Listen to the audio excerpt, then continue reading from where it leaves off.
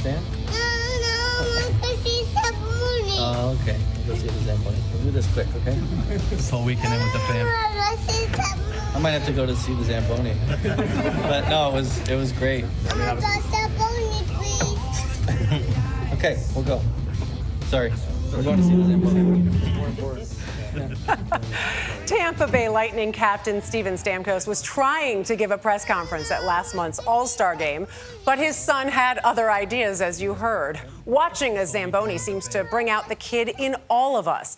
The groundbreaking machine has been featured in movies, cartoons, and even made into kids' toys. In fact, the Zamboni brand is so well known, most people think that is what all ice resurfacers are called. Though there are competitors, it's the 73-year-old Zamboni machine that paved the way for ice sports as we know them today.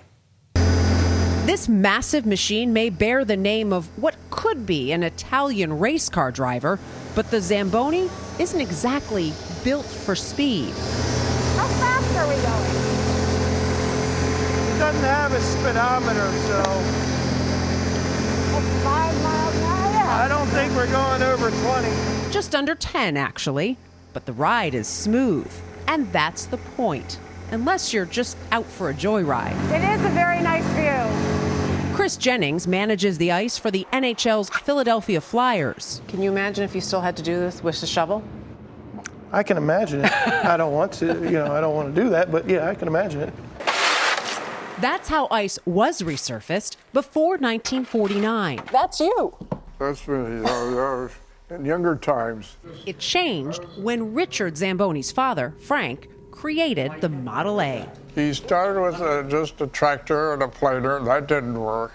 And he finally got something in his mind. He says, well, I'll do something different. These are all war surplus wheels.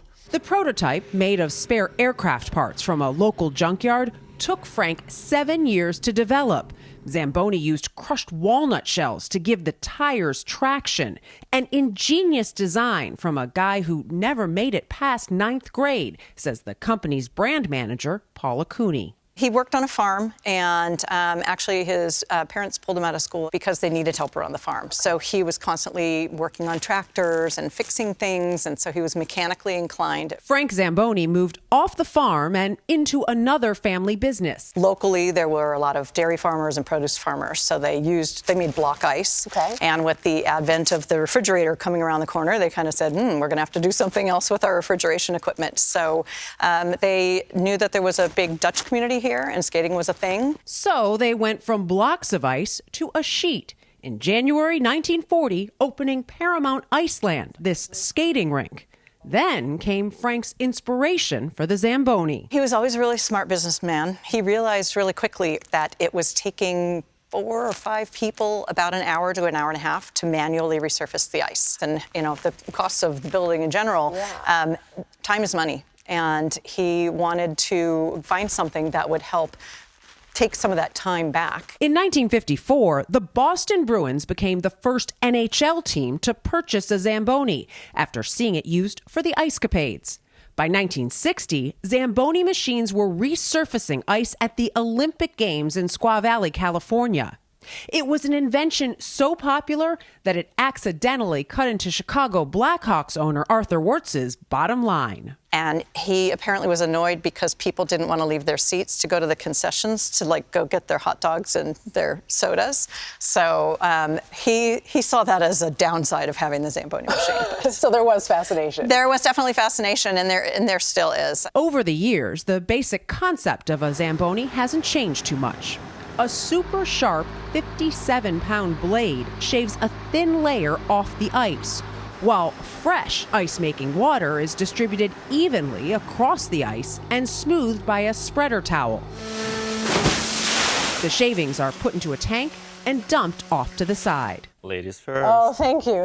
As long as I don't fall, right? The roughly 6-minute process leaves behind a perfect sheet of ice to skate on. You know how smooth it is. You can never achieve it with just shoveling. It's just impossible. Figure skater Ilya Kulik won the gold medal at the 1998 Winter Olympics. It's just the speed-wise, and It changed the edges. athletics. Pretty much, no, it changed the whole industry. It changed the whole sports of figure skating and hockey and speed skating. Very nice. Today, the 44-year-old is busy teaching a new generation in the sport.